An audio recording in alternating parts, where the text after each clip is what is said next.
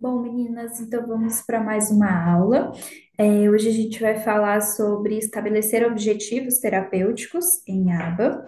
É de extrema importância a gente ter os objetivos estabelecidos, né, numa intervenção em análise do comportamento aplicada, para que essa intervenção seja efetiva, né? E a gente tenha consistência nas nossas práticas. Não adianta a gente trabalhar uma coisa aqui, outra lá, né? Então, os objetivos terapêuticos vão nortear as nossas sessões, vão nortear o pré-atendimento, né? A atividade que a gente vai preparar. Então, é muito, muito, muito importante para uma intervenção bem feita ter objetivos terapêuticos estabelecidos, você saber exatamente o que você vai trabalhar, né, com aquela criança, aquela pessoa, tá bom? O que que a gente considera para elencar objetivos terapêuticos? A gente considera as queixas familiares, obviamente, né? Ainda mais quando a gente fala de criança. Provavelmente esse primeiro contato vai ser com os pais, então a gente vai ouvir, vai entender aquela queixa, né? Que os pais estão fazendo.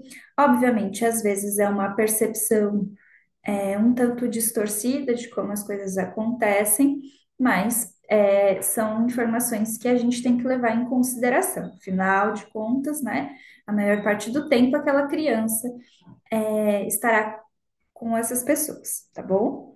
A gente leva em consideração também as queixas escolares, né, elas vão nos dar um panorama de como é que é essa criança, esse adolescente num grupo, como ele se comporta no grupo, nas suas relações sociais e também em relação ao seu desempenho pedagógico acadêmico, né? Nos ajuda a entender se essa criança tem algum atraso de aprendizagem, está aquém de toda a turma.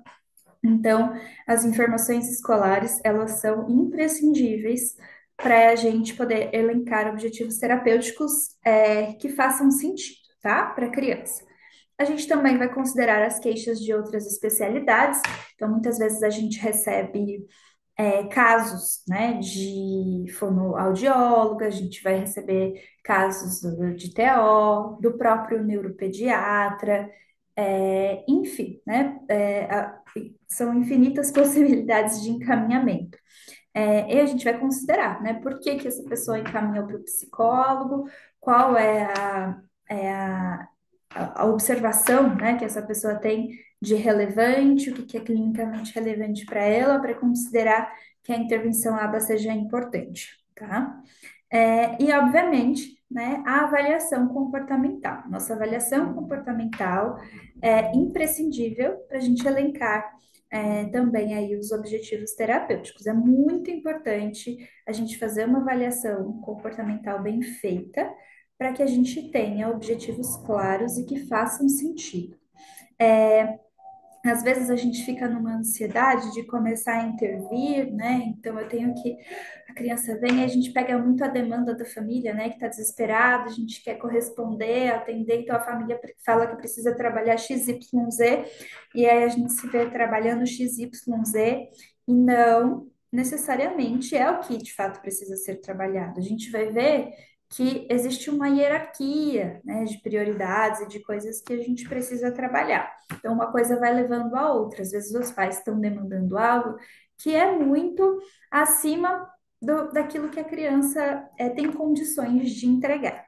Então, a avaliação comportamental ela vai dar um mapeamento para a gente de como essa criança funciona, quais repertórios ela tem, o que que precisa trabalhar, certo?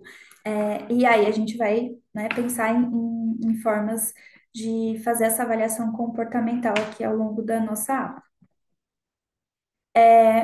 A gente sempre vai pensar, então, em prioridades, né? Quais são as prioridades de intervenção.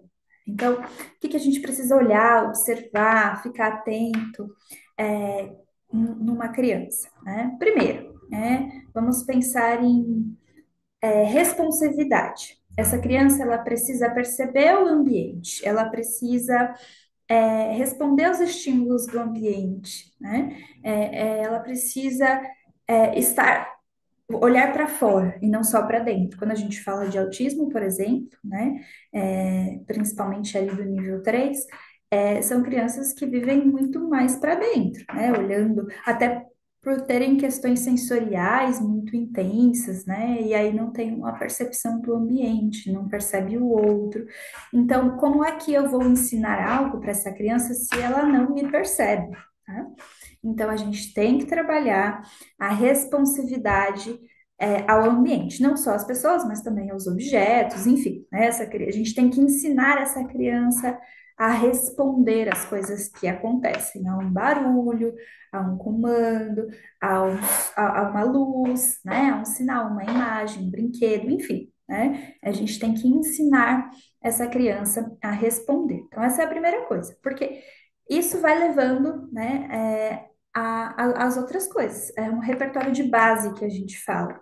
É um CUSP comportamental, né? Que é um comportamento que é importante a gente ensinar porque ele vai servir para a criança aprender outras coisas. Então, se ela responde, eu posso começar a trabalhar agora a comunicação, porque ela vai me olhar, ela vai atender de alguma forma, né, aquilo que eu estou solicitando. Então, responsividade é a primeira coisa que a gente precisa observar se essa criança tem, e se não, a gente precisa trabalhar responsividade. Depois, o que que a gente vai trabalhar? A gente vai trabalhar a comunicação. É muito, muito importante, né, que uma criança, um indivíduo, né, se comunique, seja da forma que for, né, se seja verbal, não verbal, mas essa pessoa precisa se comunicar, né? Ela precisa ter o direito de ser ouvida, escutada, vista, enfim, né? É, e a comunicação, quando a gente treina a comunicação, a gente evita questões comportamentais graves. Porque uma pessoa que não sabe se comunicar, uma criança que não sabe se comunicar, ela vai ter problemas de comportamento. Ela vai entrar em crise mais facilmente, porque ela não vai ser compreendida, né? Às vezes ela quer comer algo e ela não sabe pedir aquilo, e naturalmente ela vai entrar em crise. Então, a gente depois a responsividade ensina a comunicação, né? A gente ensina essa criança a se expressar. E aí, né? Ela conseguindo se expressar, e aí quando a gente fala de comunicação também, de compreensão, né? É, não só dela se expressar, mas também de compreensão. Aí também, né? Ela compreendendo mais, a gente consegue ensinar outras coisas. Aí depois vem a autonomia, que também é extremamente importante, né? As habilidades da vida diária, enfim, tudo aquilo que vai tornar aquele indivíduo mais independente, né? Então, veja só, como eu posso trabalhar essa criança, sei lá, usar o banheiro, né? Se ela não se comunica de alguma forma. E, de novo, não é uma comunicação exclusivamente verbal que eu estou dizendo. Estou dizendo pode ser uma comunicação gestual, uma comunicação alternativa, enfim, mas de alguma forma ela vai sinalizar que ela precisa usar o banheiro. E aí sim eu posso ensinar essa criança a usar o banheiro, certo? Então uma coisa leva a outra. Uma coisa, na verdade, depende da outra, né?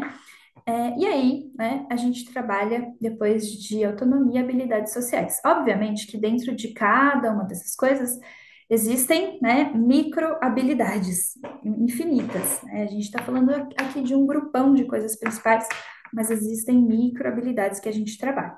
É, mas enfim, né, veja que isso depende, né? É dependente uma coisa da outra. Então não adianta uma criança que tem baixa responsividade eu querer que ela converse com um amigo, né, na escola, ou querer que ela brinque com uma criança na escola, né? Então a gente precisa seguir uma ordem de trabalho para que seja um processo redondinho, assim, né, de ensino e que não fique nenhuma lacuna no desenvolvimento, certo? Bom, o que que a gente chama de responsividade, então? Perceber o ambiente e emitir respostas em consequência de alterações ambientais. Então, eu percebo que tem algo e eu respondo a esse algo.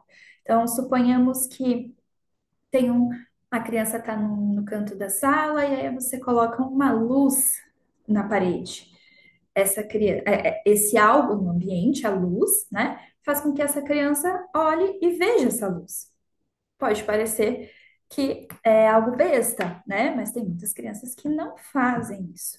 Então é importante a gente trabalhar, né, essa habilidade de perceber, de responder. Pode ser um som, luz, enfim, infinitas coisas, né, que a gente vai trabalhar.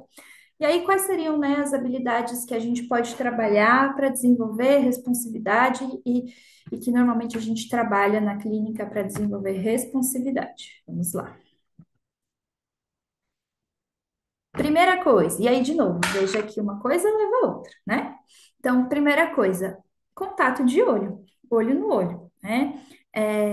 Contato de olho, olho no olho, contato de olho, olho no objeto. Se eu consigo fazer com que uma criança olhe para mim, naturalmente eu estou fazendo essa criança me perceber, perceber um estímulo no ambiente que sou eu e que vou dar outros estímulos a ela. Então, a gente precisa treinar contato de olho no olho. Contato de olho no objeto. Para eu dar uma tarefa para uma criança, eu preciso que ela olhe para essa tarefa, né? Então, contato de olho no objeto. Eu vou lá e vou trabalhar essa criança olhar para aquilo que eu estou apresentando para ela. É, Contato de olho em movimentos, né? Então, a pessoa está passando, andando, essa criança consegue acompanhar com o olhar, né, essa pessoa andando, passando e tudo mais. Bom, a gente já tem contato de olho, a gente já tornou essa criança um pouco mais responsiva. Então, aí a gente vem para um segundo ponto, que é segmento de instruções. Por que que é importante a gente trabalhar segmento de instruções? Porque normalmente a gente aprende fazendo algo que alguém mandou a gente fazer, né? Então, sei lá, vamos apagar a luz. Aí você fala para a criança, vai lá e aperta aquele botão. Aí o botão apertado apaga a luz. Pronto, ela aprendeu que aquilo serve para apagar a luz, né? Então, o segmento de instrução é muito importante para a gente trabalhar, porque ele é um cuspe comportamental, ele vai gerar outros comportamentos, ok? A gente não tem o objetivo aqui de falar como trabalhar cada um deles nesse momento. A gente tem mais o objetivo, né, nessa aula de entender o que que a gente precisa observar numa avaliação comportamental, se essa criança tem ou não tem, e se não tem, isso naturalmente vai virar um é, objetivo terapêutico, ok? Então, a gente não vai falar exatamente sobre como trabalhar essas habilidades aqui, isso fica para um outro momento. Imitação também, né? Se a gente for pensar, a maioria das coisas a gente aprende olhando as outras pessoas a fazerem, né? E aí, se eu tenho segmento de instrução, eu consigo transferir o controle de estímulos, né? Passar de seguir uma instrução para ficar sob controle do movimento motor. Então, vamos pensar assim: você diz, mãos na cabeça para a criança, né? E aí você, mãos na cabeça, e aí você vai e faz o movimento. E aí, é, a criança copia. Então, primeiro ela estava sob controle da sua instrução, não do visual, né? É, e aí você vai transferindo o controle. Aí depois você, de um tempo, faça igual. Você não falou mãos na cabeça, você não deu a instrução, você falou faça igual. E aí ela tem que copiar, né? E aí você vai e coloca a mão na cabeça. Então, é, a imitação depende de um mínimo ali de segmento de instruções. Não precisa ser um segmento de instrução complexo, né? Mas um mínimo segmento de instruções, ok? E aí, trabalhar a imitação é muito, muito, muito importante. Então, a gente vai trabalhar de diversas formas, né? Imitação de um passo, dois passos, enfim, ok? E aí, também percepção visual, né? Então, rastreio de imagens, a gente vai trabalhar discriminação, que é uma coisa, o que é outra, ok? E aí, de comunicação, né? Que é o segundo ponto. O que que é a comunicação, né? O que que a gente precisa ter em mente sobre comunicação, que é a pessoa, a criança, conseguir se expressar e atender às expressões dos outros, certo? E o que que será que a gente precisa observar e trabalhar dentro de comunicação? Vamos ver.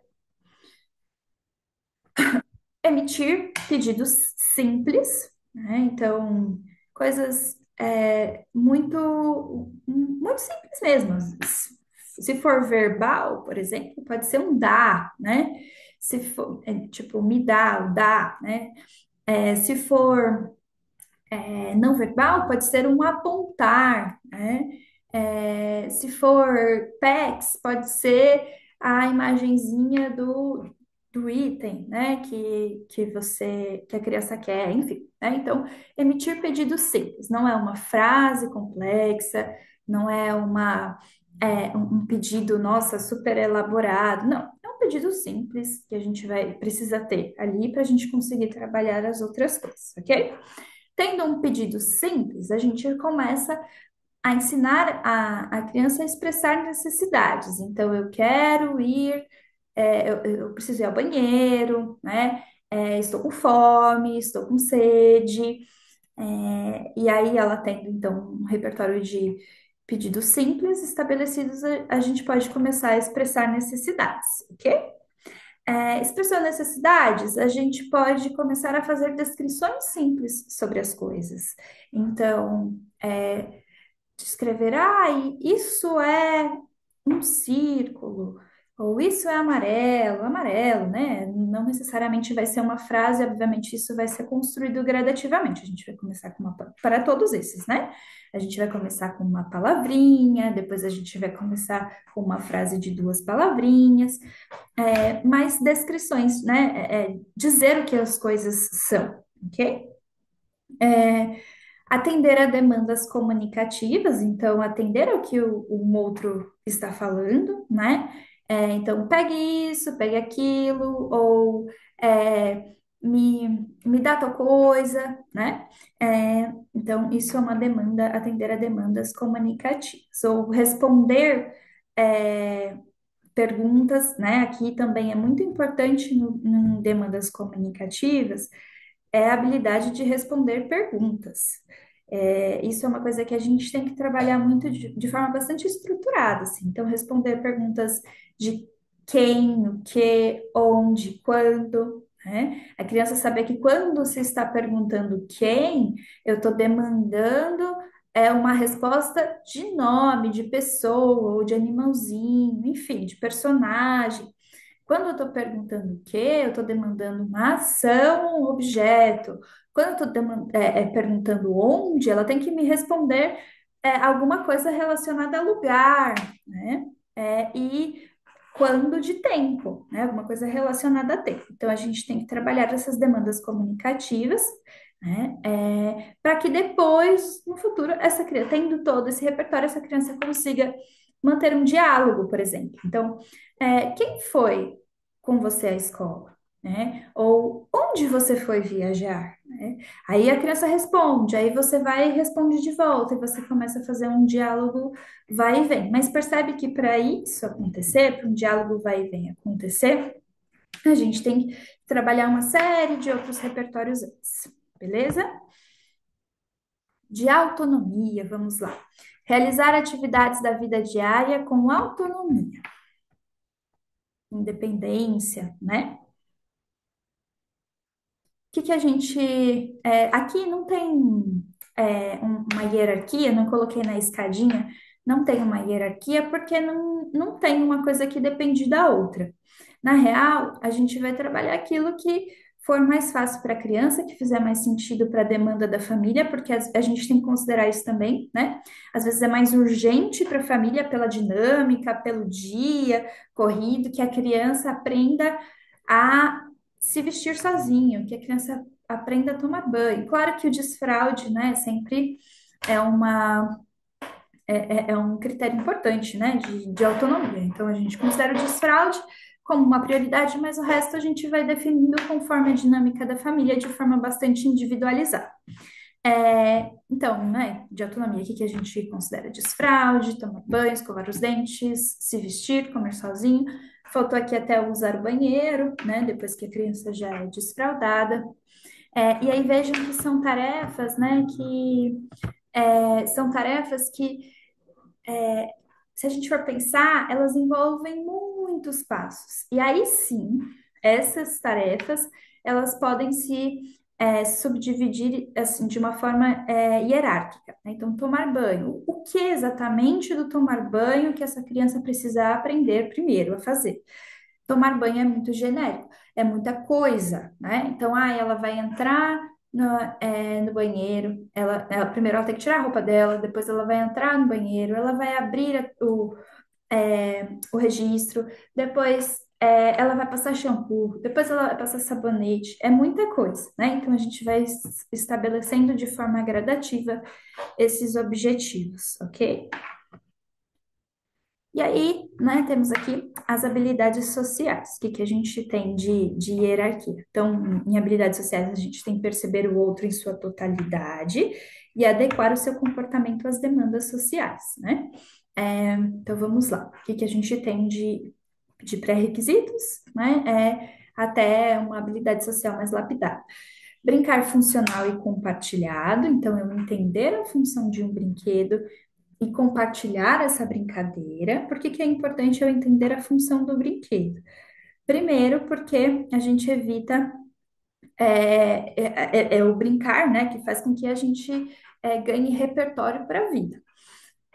E segundo, porque se a gente começa a entender a função do brinquedo, que é algo mais concreto, é um pré-requisito para a gente entender a função dos ambientes, dos contextos. Então, se eu sei que, por exemplo, um carrinho se brinca de algumas formas específicas, né? Mas a função, lógico que a gente pode brincar de inúmeras formas, de forma criativa, mas a função desse carrinho não é única e exclusivamente me estimular sensorialmente, visualmente, girando a rodinha. Eu entendo que isso tem funções, né? Outras funções específicas. Futuramente também eu vou entender qual é a função, por exemplo, de um local como um hospital, qual é a função de um meio de transporte, né? Enfim, então é um pré-requisito importante. É, compreender contextos sociais, então eu entender como funciona, qual é o repertório comportamental que é esperado em cada ambiente, né? No hospital, na igreja, em casa, na escola. Então, a gente atende às demandas sociais em cada ambiente de forma diferente, né? É esperado que a gente se comporte de forma diferente. E aí a gente precisa treinar com essa criança, né? Essa leitura social, ok? Leitura de comportamento não verbal, então é muito comum as crianças e adolescentes. Agora aqui a gente está falando até mais de adolescente, porque habilidades sociais, né, é uma habilidade mais complexa, mas é, a leitura de comportamento não verbal é comum, e é comum a gente observar, principalmente nos indivíduos que estão dentro do espectro, que tem essa falta, né, de habilidade em leitura de comportamento não verbal. Ficam muito refém do comportamento verbal, do que as pessoas falam, né, e pouco sob o controle do comportamento. Né? Então, só entendem o comportamento não verbal quando ele é muito escrachado, como quando ele está muito em evidência. Então, só entendo quando eu faço que aquela pessoa está com raiva porque ela está com uma cara de muita raiva, né? E aí a gente precisa ensinar as sutilezas de um comportamento não verbal. Por exemplo, crianças e adolescentes com autismo, elas podem ter hiperfocos, né? E aí, às vezes, terem falas perseverativas sobre o tema do hiperfoco. Então, eu gosto muito de Pokémon, e aí eu falo de Pokémon o tempo todo. E aí, eu tô falando com uma pessoa sobre Pokémon, e eu falo, essa pessoa não fala nada, e eu tô falando. Mas se ele observar, essa pessoa vai dar indícios de que talvez não esteja prestando atenção, de que talvez o assunto já está cansativo, né? São habilidades que a gente desenvolve meio intuitivamente, mas que para algumas pessoas precisa ser ensinado de forma estruturada, ok?